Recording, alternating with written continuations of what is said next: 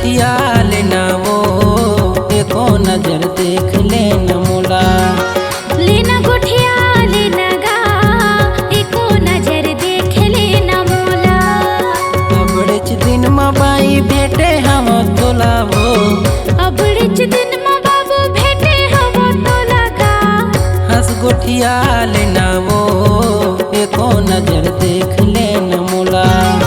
लेना गोठिया लेना गा एको नजर देख लेना मोला।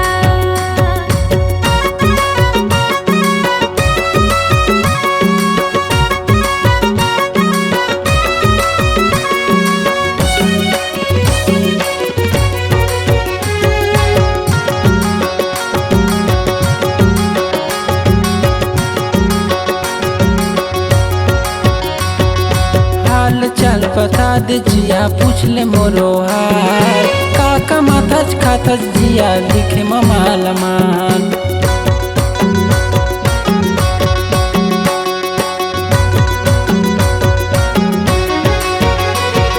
हाल चाल बता दे जिया पूछ ले मोरो हाल। काका माथच खाथच जिया दिखे ममाल मान। काका माथच खाथच जिया दिखे ममाल मान।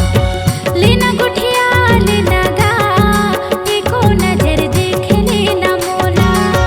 हंस गोठिया लेना वो एको नजर देख लेना मोला।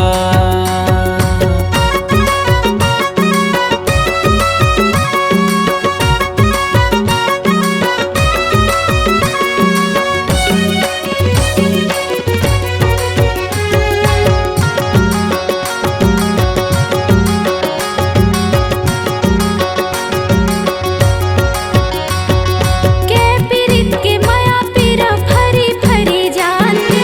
अब है सरते मिलो ना हली भली आन दे।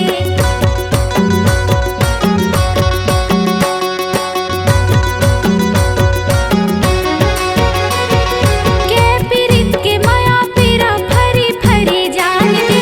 अब है सरते मिलो ना हली भली आन दे।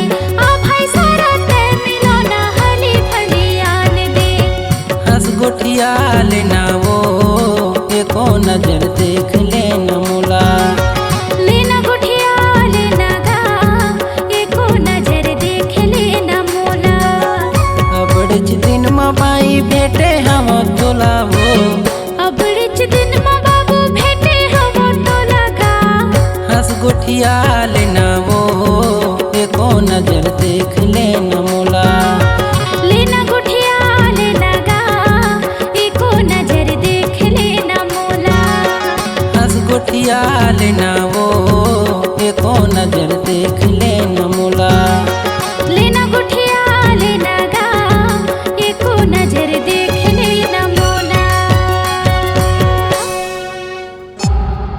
C-Log Digital Recording Studio, Cordoba. Contact number 99071192115.